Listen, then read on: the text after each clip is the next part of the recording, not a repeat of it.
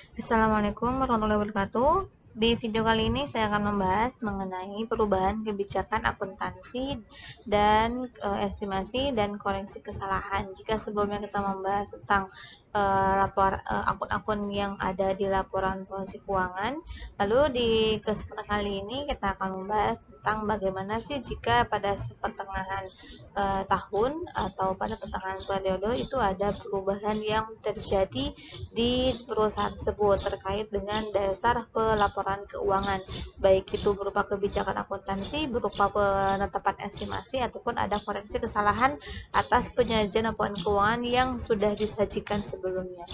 Ya, untuk pembahasan di sini ada 4 pembagian. Yang pertama latar belakang, yang kedua perubahan kebijakan akuntansi, yang ketiga perubahan estimasi, dan yang keempat kesalahan.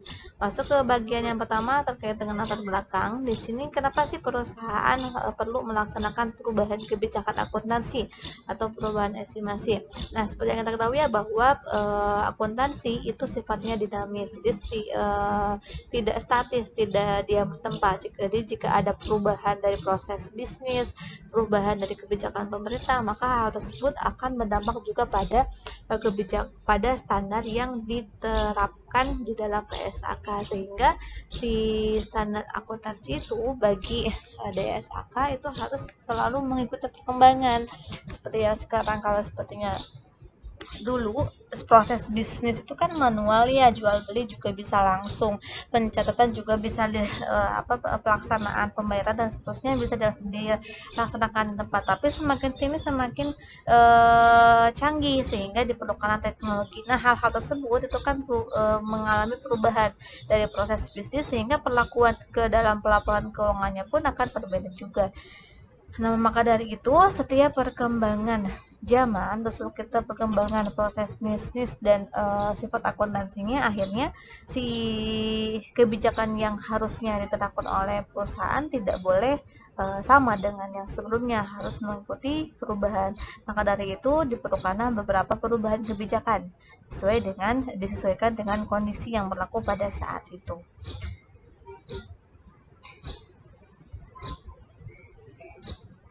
Nah, kalau sepertinya di sini si perusahaan tetap kekeh tidak ingin mengubah standar pelaporan keuangannya, maka bisa dikatakan bahwa perusahaan tersebut informasinya tidak relevan, tidak sesuai dengan kondisi yang sekarang. Maka dari itu, jika perusahaan mengubah kebijakan akuntansinya dengan standar yang baru, otomatis di sini ada peningkatan relevansi dan peningkatan keandalan dari informasi yang disajikan. Selain itu juga perusahaan bisa si stakeholder bisa membandingkan laporan keuangan antar perusahaan dengan menggunakan jenis standar yang sama, standar baru yang sama.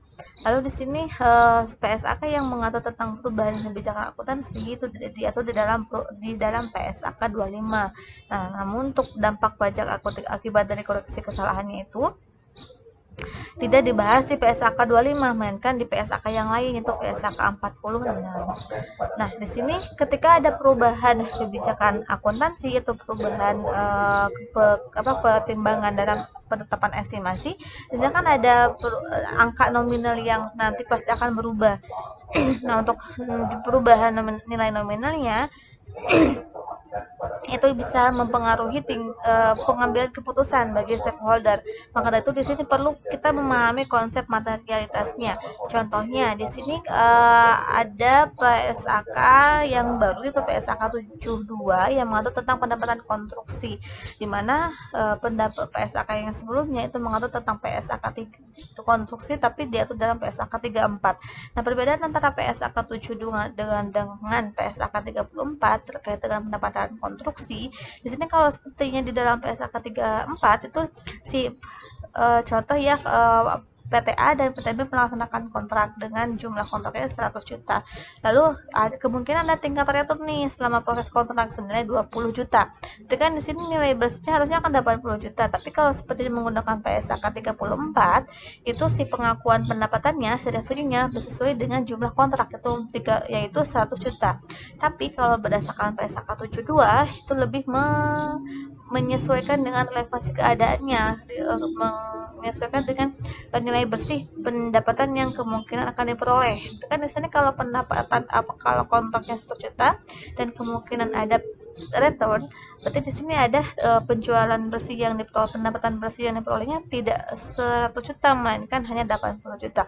Nah, sekarang ada perbedaan nih antara PSAK 34 dan 72. Kalau sepertinya PSAK 34 mengakui revenue-nya itu 1 juta, tapi kalau pernah di TPSAK 72 mengakui revenue-nya senilai 80 juta. Nah, perbedaan tersebut jika kita melihat dari sininya kan berarti kan ukuran atau sifat pos laporan keuangan yang menjadi fokus kita ketika ada penerapan PSAK yang baru yaitu 72 atas perubahan kebijakan yang PSAK 34. Berarti kan di sini ada akun yang kita bisa soroti itu terkait dengan pendapatan. Maka di sini kita bisa melihat bagaimana ukuran atau sifat perbedaan dari kedua standar tersebut. Lalu kita meningkat nih ke sini dengan ada segitiga kerucut ya. Berarti kan dari awal kita menganalisisnya secara umum dulu, lalu ke tengah, lalu di yang tadi kan materialitas yang bergantung pada ukuran sifat dalam mencatat tersebut dan dengan kondisi terkait. Nah, ketika melihat berapa sih perbedaan antara PSAK 72 dan 34, oh perbedaannya 20 juta. Berarti kan kita bisa melihat kira-kira kalau perbedaannya 20 juta tersebut bisa nggak sih mempengaruhi stakeholder dalam pengambilan keputusan. Nah, kalau sepertinya perubahan yang 20 juta itu yang tadinya pengakuan pendapatan harus 100 juta menjadi hanya 80 juta, kira-kira akan berdampak nggak sih bagi stakeholdernya, akan berdampak nggak sih bagi perusahaannya atau bagi yang pengguna-pengguna yang terkaitnya. Nah, kalau sepertinya perubahan tersebut bisa mempengaruhi pengambilan keputusan, maka perubahan PSAK tersebut itu sifatnya materialitas. Tapi kalau sepertinya perubahan dari PSAK yang baru, perubahan kebijakan PSAK yang lama ke PSAK yang baru tidak terlalu mempengaruhi pengambilan keputusan, sama aja mau 1 juta atau 80 juta tetap terlalu berdampak apa-apa bagi stakeholder. Nah, kalau tidak berpengaruh apa-apa ya udah berarti perubahan kebijakan perubahan PSAK tersebut tidak bersifat materialitas. Sehingga intinya kalau dikatakan materialitas jika hal tersebut itu mempengaruhi pengambilan keputusan.